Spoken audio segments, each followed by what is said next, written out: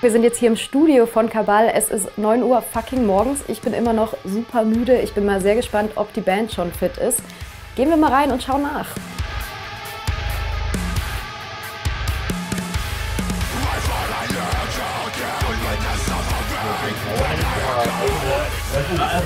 Hi guys. Hello. Hi. You ready for the day? You fit? Yes. Yeah? Okay, fine. Okay, so at first, just introduce you. I'm Chris. I play guitar and create songs and productions for Cabal. My name is Nick, and I play the drums in Cabal. My name is Dennis, and I play bass in Cabal. My name is Andreas, and I sing in also Cabal. My name is Louis, I play guitar in Cabal. My name is Christian, and I play 6-string guitar in Cabal.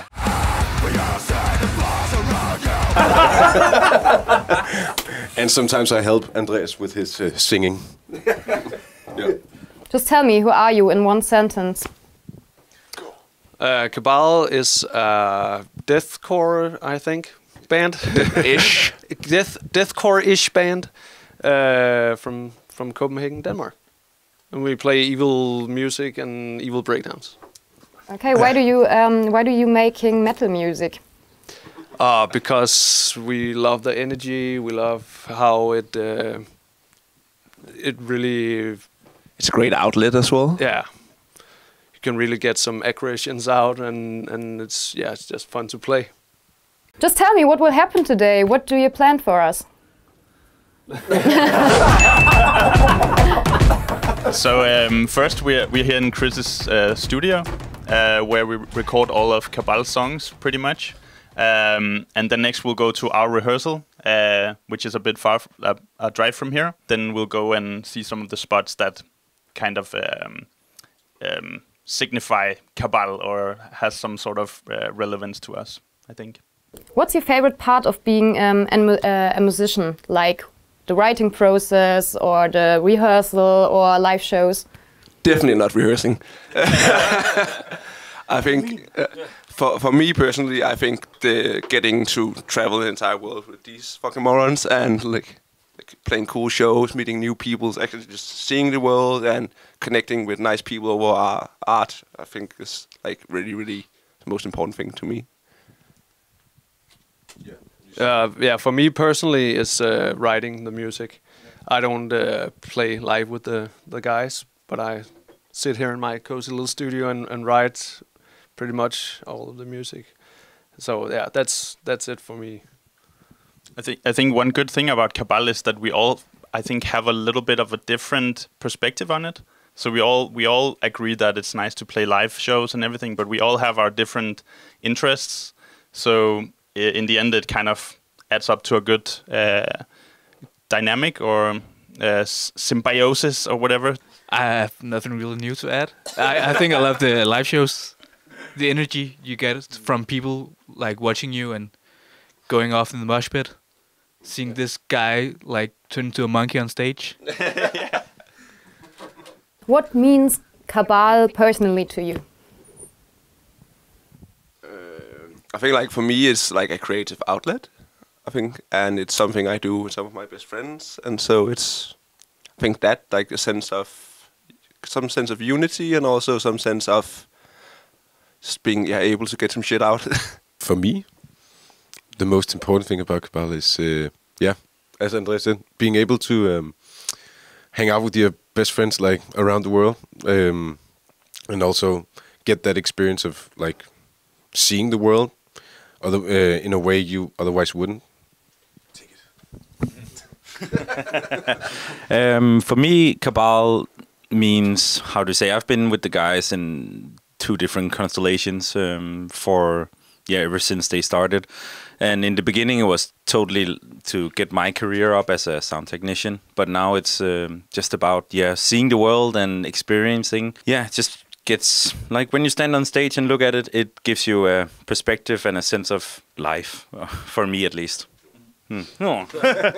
So I would also add that it's also a fun way to experiment with many different things, because being a band, you have to do most of the things yourself, at least to a certain point. So you get to like do videos, and you get to do content for social media. You get to learn a lot of things, and you get to also play music, obviously. But it all kind of you need to do all of those things to make it these days, at least. So it's also like a way to be creative in many ways, for me personally. I don't know. I just work here. I don't know. You said all the cool stuff, so I have nothing new. But the funny thing about doing a lot of creative outlets, as Nikolai just said, I always joked about that Cabal is just like a media brand or a merch brand with music on the side, because being a band is not just about the music anymore. You have to be creative in a lot of different ways, and Cabal is a lot of important things, and the music just one of them.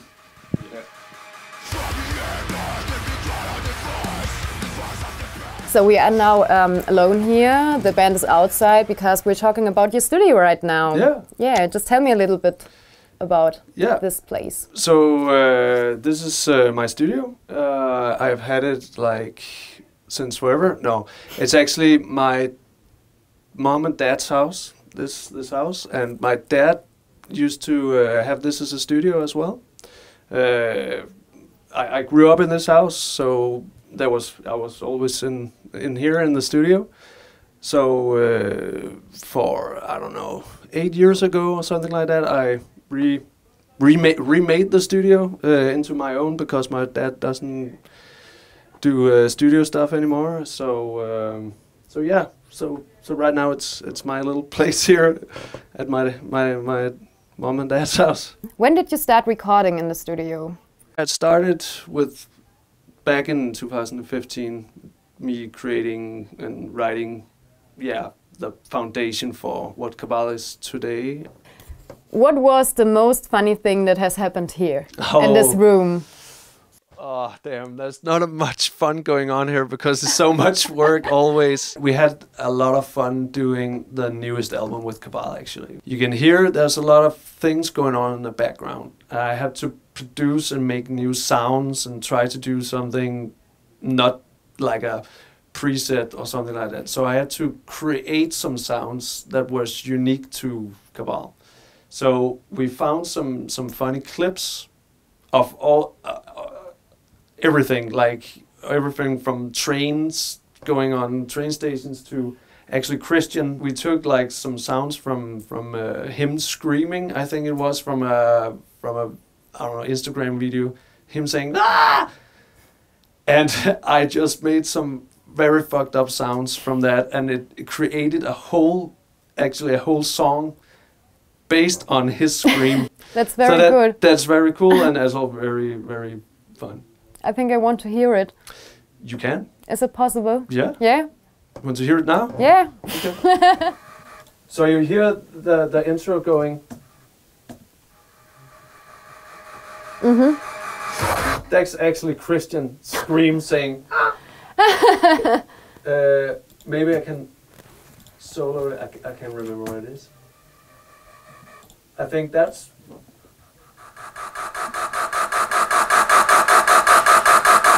That's Christian. That's just saying which I cut up and made all kinds of weird stuff out. And here, this is the chorus where he.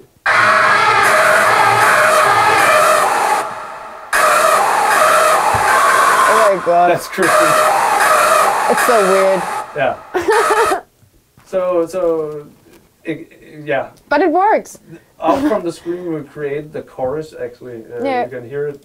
It's some kind that's working. The chorus comes in here.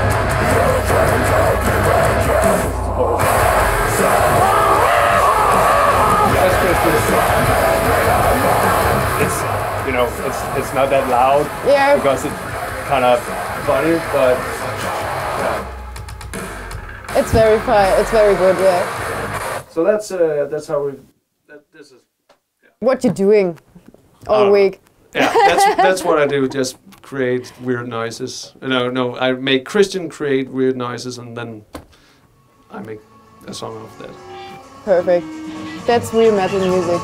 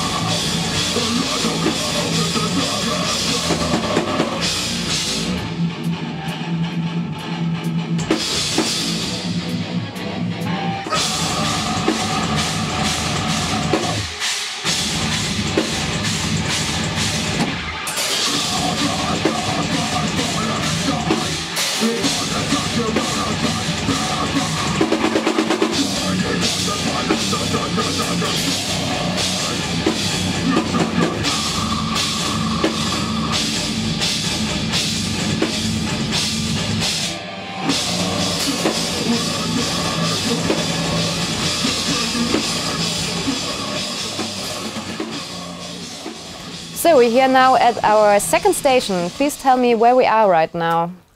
We are at our rehearsal space in Gladsaxe, which is a bit out of Copenhagen. And this is where we prepare ourselves for tours and shows we have upcoming. This is where the magic happens. Oh my! Be real, how much time do you spend here rehearsing? I think we rehearse way more than most bands, and unnecessarily. We meet up like every week, twice a week, most weeks. And I think every band we have toured with, they are asking like, why are you there so much? What are you doing? Like, so, but we just have it as like a ritual, I think, and it's more like meeting with the guys. How was the feeling to be on stage the first time, playing for people you don't know? I think that was really, really cool. Also because we talked about like spending a lot of time in rehearsal. We played the set so many times. So actually getting to play the show and seeing the response, we're like, yes, this is why we're doing it. It finally paid off. It was a really great feeling, actually. We worked so much. It was like, I don't know, it just all made so much sense. Yeah. Like that we did this and we like made this band because we could really see the audience like enjoying it as much as we did. Yeah, and surprisingly, I remember not being very frightened. I personally hadn't played a lot of shows before Cabal, and I remember feeling like prepared, which was quite weird because you're always told you're supposed to be really nervous before going on stage. But I feel like we had played so much and prepared also like all the aesthetics around the band, and we had like a clear vision what we wanted to do. And so I think I just think back, maybe I'm wrong, but I think back of it being not that scary and just actually kind of really fun. What do you think, what changed since then for your live shows? We became better. I think we also... we only had the smoke machine back then, right? Within half a year we got the smoke machine. Yeah. I think. It was the first money we made from the band. We invested in a really, really powerful smoke machine that we still have over here. Yeah, you toured very much this year. The last years, like to America and Japan and like that. What do you like the most? What city, what country? Japan. Yeah. No, I feel like it's just because it's so different. And I think it was on everybody's bucket list to just go and experience Japan. Getting to meet people in Japan that apparently knows our music and knows that was wild to us because we haven't promoted anything over there, and it's so far away from home. So like, yeah. Just having people saying the words was wild. Like having bands starting their band because of us. I think I have to give a huge shout out to the Slovenian show, because that is one that is totally on my mind as one of the most interesting places I've ever been, beauty-wise, because we are from the world's flattest country probably. So when we come to Slovenia and we're surrounded by mountains, we are just looking at it being like, oh my god, this is amazing, there's mountains everywhere. And I got sick from the driving from the airport to... There's a guy with the fast glasses. Yeah, he was also really wild. He was driving so fast up in the mountains, and I was like, oh, I never get sick from driving, but this time I was really like, oh shit, I need to get out of this car. Yeah, you also toured with a lot of cool bands like Lorna Shore in the UK and this year Knock Blues. What was your favorite one? I think probably Lorna, because there was like a first time going to the UK. We kind of avoided. We had like a few tour offers for the UK like back in the days, but we kind of avoided it because UK is notorious for like shitty to or no catering, really bad payment, and it's hard to draw a crowd if you're like not somebody yet. So when that tour came, we were like, now we're doing it. It's like time to go over there, and all the shows sold out in no time, and so upgraded. Upgraded. So we got. First time we ever played London was in a sold-out Electric Ballroom, which is like 1,600 people. And the Lorna Shore guys are just sweethearts. So it was really nice hanging out with them. And Knock Loose was also cool. I really like that band. But let's talk about your next tour. You're coming to Germany next month. Please tell me, are you looking forward to the Never Say Die tour next month? Very much so. We all, I think most of us went to the Never Say Die like tours as kids. Yeah. We are currently, when this tour happens, we will hold the record for the most time a Danish band has played Never Say Die tour. 2 times. The bar is very low. It's very low, but yeah, we're really excited about this one because yeah, the bands on the bill, like the headliner Suicide Silence and After the Burial, has been in some ways like forming us as musicians as well. There's a lot of good stuff happening in metal right now all across the world, and the bands on that bill kind of represents these new waves of different kinds of metal, like Spite and Boundaries and Invent Animate and Currents. And so yeah, it's just quite kind of it's an honor to like be associated with those acts. So yeah, we're really excited about it. Yeah. Aren't you excited, Louis? No. No, of course. Really looking forward to everything. I love to play in Germany. People are crazy in Germany as always, and catering. And the catering. I love to get breakfast every morning. I like to eat. Like, you know, just wake up in a bus and go into the venue and there's like a buffet. It's just like, yes. And we get sandwiches when we leave. Yeah. Everything's good. Yeah, and I heard you will be to come back to Germany very soon. Please tell me about that. Oh, the Dying Fetus tour. Yes. That's gonna be fucking cool. Yes. We get a chance to play with our friends in Nasty again. Yeah. They're on the bill. Yeah, obviously Dying Fetus is gonna be cool, and Frozen Soul. Yeah. Sick as well. It's gonna be a fun one for sure. I think it's a really interesting lineup. It's like us, like which is deathcore, hardcore elements, and then it's like ultra brutal death metal, and then Nasty, which is beatdown hardcore. And what is Frozen Soul? I don't. Kind of like filthy black and death metal. Yeah. So you know, it's just like very interesting. I'm really interested to see how that kind of crowd responds to us. Yeah, and as a kid, I was a huge Dying Fetus fan, so I'm really excited to So you're just gonna sit there and stand be like, stage every night. yeah, and oh, dude, now that solo comes up, and it's like. And then also both of those tours, like the Never Say Die and Dying Fetus, are really big shows for us. Like all of the shows are plus 600 cap. So that's a new thing for us as well. We're used to maybe smaller stuff. We've had a few, like with Lorna, that was the Electric Ballroom. Yeah, sure. But the next 2 tours are like giant rooms every night. It's a big step up, of course. Yeah, for us. I think that's the biggest difference from previous tours. No doubt. So we just talked just about Germany. What did you like more? The venues, the people, or the beer? You know my answer. I feel like it's a combination. I feel like the venues are good. You get catering. That's something we care a lot about, and we get free beers. Like the hospitality is really good, and Germany has a really good metal scene.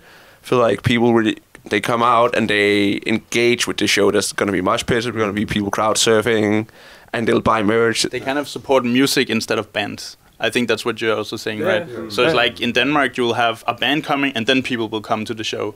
But if it's, you know, in Germany, people come to the shows because there is a show. And not because maybe sometimes because there's a certain band, but most of the time because there's a show. Is my experience as well. Exactly. Yeah.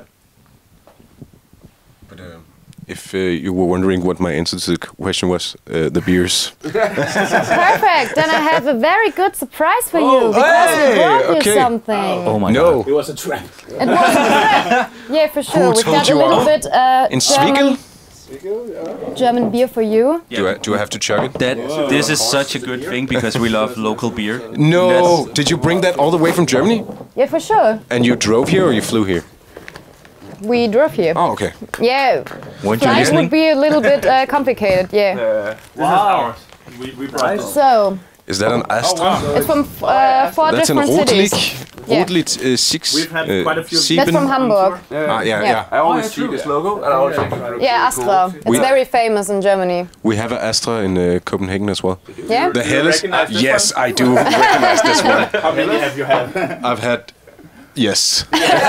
all in one. I love this beer. Perfect. Regarding beverages, also what I'm looking forward to Great. is there's so much more Fritz Cola in Germany. I love Fritz Cola, so it's just Yeah. I really wish we had it more here. Can we... Yeah, just open it. no. Cool trick, bro.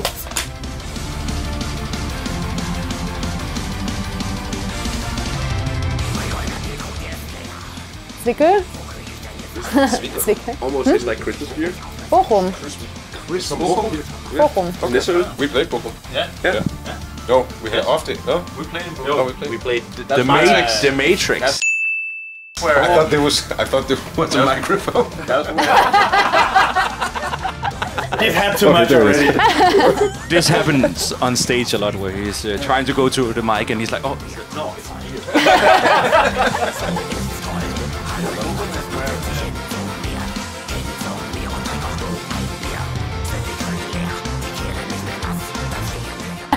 This one tastes like a tour. Yeah, I like that one. Yeah, it tastes like tour. Because Nikolai doesn't like to be at home.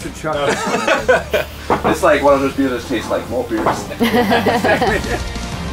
We actually also have our own beer. Yeah. Oh wow, show me. Yeah. It's called Magnum. We made it with a brewery called Gamma. That's really cool. Why? Why did you choose this title Magnum Terrace. Well, I don't know for the why. beer? We wanted to call it Kabir, but Kabir, it was Oh, that's very good. Yeah. It's an IPA. Triple IPA, right? Or double? Yeah. Oh yeah, it's good. It's very fine. It has a fruity note. Yeah.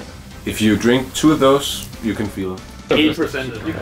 8%. Oh wow. And Dennis had 5 or 6 of them and got it. And I can't remember how I got home. I clearly remember the day after. I was really hungover. Just be like, I didn't drink that much, but I think it was 4 around. But Then you woke up with a tattoo, right? yeah, also that I woke up with this piece of shit on my leg. I don't know how it got there. You're a super fan. Fanboy. So do you have a favorite one? Let's get serious. Okay, we're gonna have to taste this. It's still the Zwickel for me. Yeah, me too. Yeah. This one has the first place for. No. This is one for me. Oh wow. Yeah, I like this one. But I like dark Yeah, beers. Yeah. it's been Yeah. a very Yeah. cool guy. Für das Bier. Post.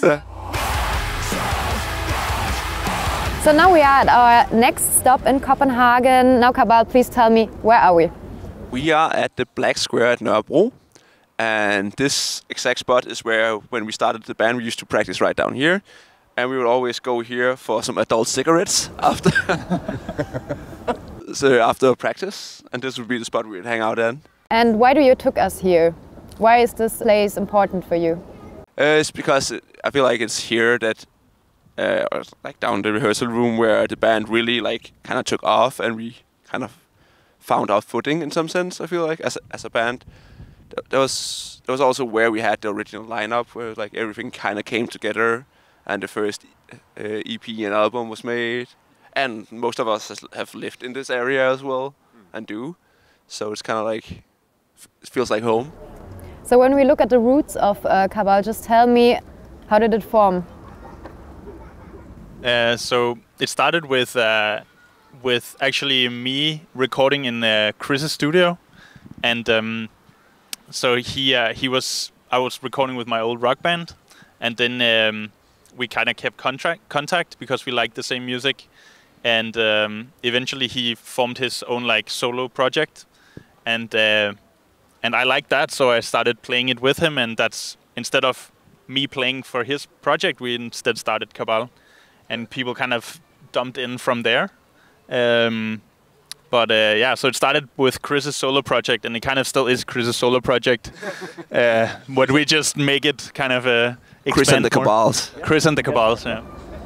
And can you just tell me, how did you come to Cabal? I've known the guys like forever. I saw the first show, the one Christian missed. It was really good, and then I just kept in contact. Me and Christian known each other for like 12 years at this point. And when Malte, the old bassist, left, Andres hit me up and was like, "Hey, do you want to play some heavy music?" And I was like, "Of course," because I've seen him from the side all the time and always wanted to be a part of it, and now I am. Welcome. Welcome. So thinking back at times before the band, do you ever wanted to be rock stars? I think Yes. yes. I mean, personally, I would, in my old rock band, we would talk a lot about being rock stars. And it was like, you know, it was always like, yeah, and then we drink beers in the rehearsal, and you know, we smoke some adult cigarettes, and we just hang out. And everyone wants to be a rock star, but in the end, like, clearly it takes more than just that. It's not really the 80s anymore, and you can't just get discovered, and now you're a big rock star. So. I wouldn't consider ourselves rock stars at this point in time at all. No. But I remember, like, when starting out and after joining Cabal, getting to tour Japan, it was like, okay, so that's off my bucket list. Now I want to tour the United States, and they wanted me to join them again for like a stand-in spot at the US, and then it was like, okay, now that's off I've take that one off. What's the next thing, right? And then it became like doing a nightliner tour. So I just think it stacks upon each other. Like at some point, I don't think we would ever feel like, if some people say we would be rock stars, I don't think we would ever feel that way ourselves, because we still have a life here. Like, you know, when you're not Cabal, you're just 5 individuals doing their own thing. You're not a rock star if you still have to get up in the morning and work. Exactly. No one does it for you. When everything is done for you, I guess you could say you're a rock star. I don't know. Yeah, it's also really humbling to come home and still have to do the dishes and Yeah, wash your own exactly. laundry. Yeah. So it doesn't feel like being a rock star. Just 5 dudes playing music. Yeah. 6 dudes playing music. Yeah. One guy writing music, 5 dudes playing it. Okay, why did you name yourself Cabal? Yeah, so funny story is that we were kind of struggling to find a good name, like any band, and I randomly stumbled upon a guy called David Icke, who believes that is like a public speaker who believes that the weird lizard guy. Yeah, he believes that the government are all lizards, like alien lizards, and he used to call them the Cabal. And I heard that name, and I like, that sounds kind of cool. And then I Googled it, and it literally means an evil cult or like an evil sect, I guess. And it kind of was up the alley of what we were trying to write about. And Can you tell me what the meaning is of your logo, the mark of the rod? Yeah, I kind of like the whole idea of taking like what we're doing with like putting in a Nordic twist on it. So at first we were using like the death rune, which is kind of like looks like a Y, but reversed, right? what is it called? I can't remember ear, Yeah. or something, which resembles death. It's just like a Viking rune, because I thought it was kind of fun to put in some of like our ancestry into the music, because I feel like it wasn't really done in at least deathcore. And then we just kind of I wanted to like expand on that and be like, okay, how can we do something that's our own sigil? So it's actually a death rune with a C on top. It's for Cabal. It's like, it's not that deep. Simple as that, but it looks cool. We just thought about it yesterday because we thought it looks like a rune. Yeah. And we googled it, but we didn't find the meaning. So No, it's a death rune combined with a C for Cabal. okay. A lot of people think it's from Brand of Sacrifice, from the Berserk series, but it's not. We just want to say that it's not. What was the best and coolest experience you ever made with Cabal?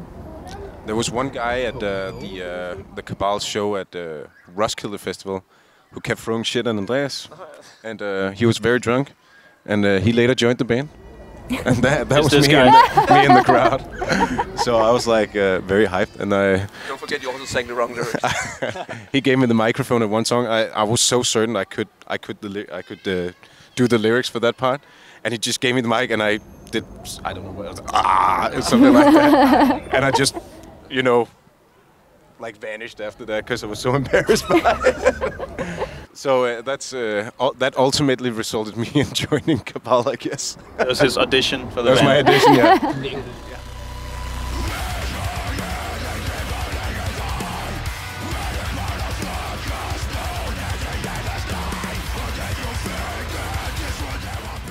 Okay, Andreas, tell me, you're doing also the music videos for Cabal?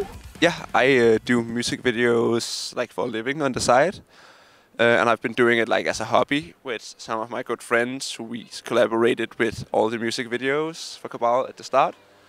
So I would always like come up with a concept, figure out like, we have no money in budget, what can we do? And try to make like something cool with no money. And we kind of just kept doing that. some kind of like call it like what's it called, like an art director in the band. Sounds a bit pretentious, but Okay, what were the ideas for the last music videos you make, like for Exit Wound and for Exsanguination? yeah. So for, like the idea for the last ones, what we used to do them all black and white, and very like black metal-esque, like drawing on some of those tropes, and we kind of wanted to still retain some of that, but also do something fresh with it. So I was like wrecking my mind for like a while about like, oh, what are we gonna do? And then I saw Ari Aster's Midsummer. I was like, there it is. It has like the kind of like the northern kind of like heritage things that we like to add to us, and it's pagan, but it's in a different way. They like the whole incorporation of flowers and all that stuff. I feel like just like feel like a light bulb went over my head. I'm like, oh shit, we're totally doing that. So you do you like to get influenced by horror movies and stuff like that, but also the maybe the Danish and Scandinavian touch you have? Yeah, I really like. I'm a big horror buff, so I try to watch most good horror movies. I'm like, if I don't know what I'm doing, I'm just gonna smoke an adult cigarette and watch a horror movie. So I draw a lot of inspiration there, even down to like being like, oh shit, that's a cool shot. Let's try to recreate doing something like that. Yeah. So I steal. No, it's called being inspired. Oh yeah, that's the word. That's the word. Yeah, for sure. Your music video to Death March is pretty politic, I think. Yeah. Pretty politic, Yeah, I think. kinda. Yeah, very obvious. Do you think, as a musician, that's important to send a message with your music? Yeah, I feel like the whole being apolitical is kind of bullshit, because I think that comes from a place of extreme privilege, because the only way you're able to say like, I don't care about politics at all, and like, is because you're in a place that's so good that you don't have to care about it. So I think it's very, not that we are like a decidedly political band, but we are people in the world, so we care about politics and what's going on. So therefore we also will like speak on it and like give our 2 cents. If you had the possibility, for which band or musician you would like to do a music video? Slipknot. Yeah? Yeah. Also because I think like some of the music videos haven't been that good, but if they give me the budget, I will fucking knock it out of the park. Okay, let's talk a little bit about your lyrics. So I think you're the main lyric writer at the band? Yeah. Yeah. When did you start writing songs? I started playing like singing in bands when I was 16, because I found out that I used to play the guitar when I was a kid, and then I wanted to play metalcore, and I found that it was really hard on the guitar and didn't want to practice that much. So I just decided screaming into a mic, that can't be that hard. So I did that instead, and then I just started writing lyrics about just everything kind of like around me. I think like I've always been interested in like kind of like the state of the world and that kind of stuff. And like my dad is biologist, so I've always been very like brought up with the idea of the climate crisis and like that you need to respect nature and all that stuff. So I think that's naturally been like a part of my songwriting, or something I care deeply about. What song is in its lyrical way for you the most important song from Cabal? I don't know, like for me the most personal one is one for Exit Wound, because I wrote it like it's kind of like just me like putting the pen to the paper and like dealing with the trauma I felt like right after my grandpa took his own life at the beginning of 2021.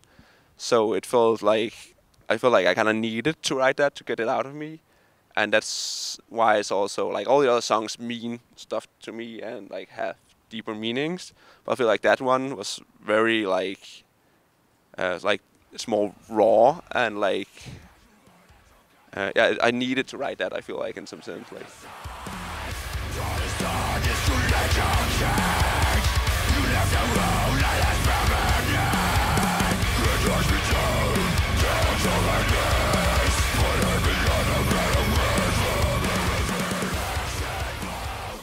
So now we are at our last spot of our city tour with Cabal. Please tell me, where are we now? So we're at the place where Copenhagen is held every year.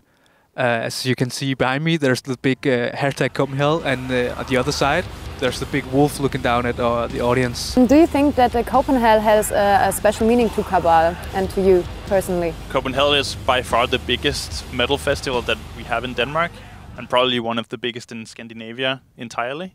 So to us, it's like it is the crowd we want to play in front of. It's the fans that we want to reach. So when we played here in 2019, it was a clear boost for the band as well. Both we got more fans, but also just maybe a more of a feeling that we have made it to a certain point. I guess it's like a milestone. So yeah, to me it's like it's the place you want to play in Denmark if you're a metal band. Yeah, and so also just like the whole festival is just so culturally important for the whole Danish metal scene, and for us as individuals, like playing and hearing metal music, being metal fans, it's just really good it is here, and it's really nice to be like playing it and just being here as a guest. And next year you will be again here playing, and for sure we will hear some new stuff of you. Maybe you can tell me a little bit about this new record you release. Yeah, so it's our third studio album. It's called Magnum Territus, which means the Great Decay. And I think the lyrical theme behind it is kind of the fall of humanity in some ways, and like the way that humanity is kind of eating itself up from the inside is how Andreas would probably put it.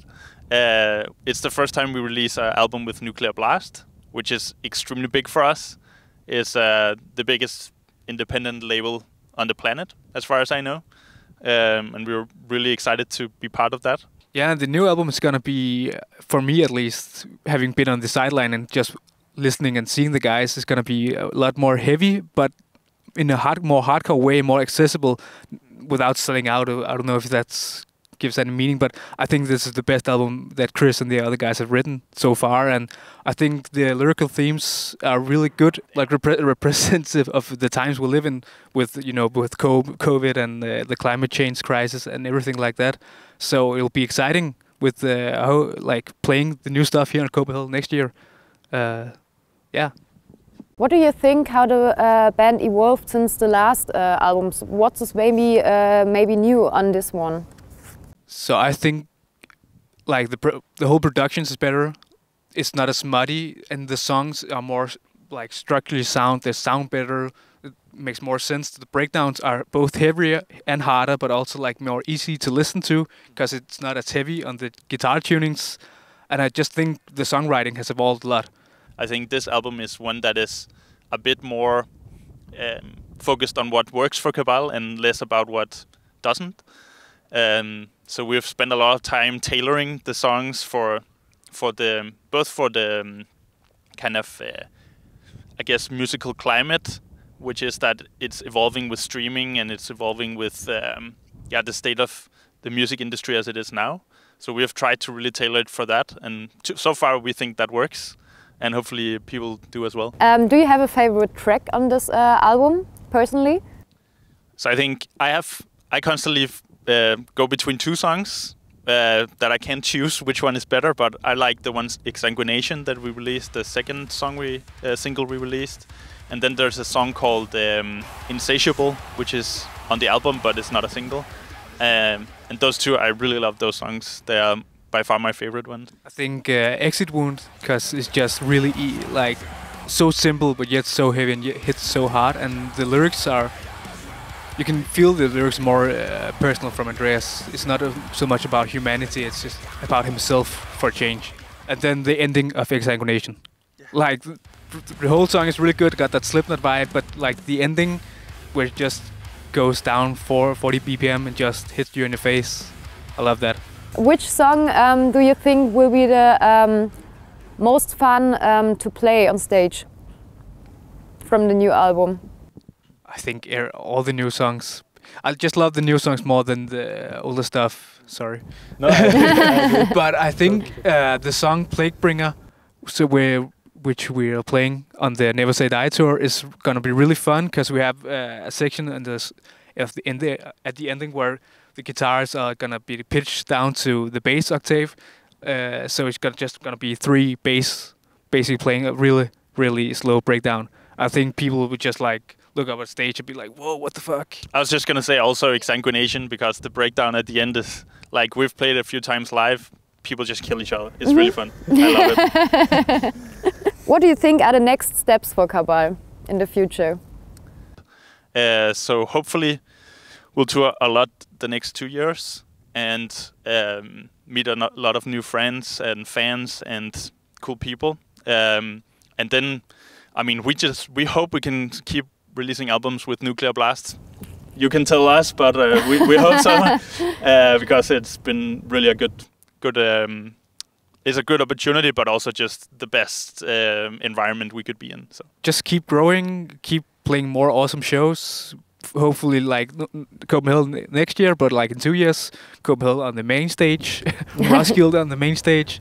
And I don't know, we have a really good management, good booking, good label backing us. So I hope the future is going to be bright. Do you have some last special words for your fans in Germany right now?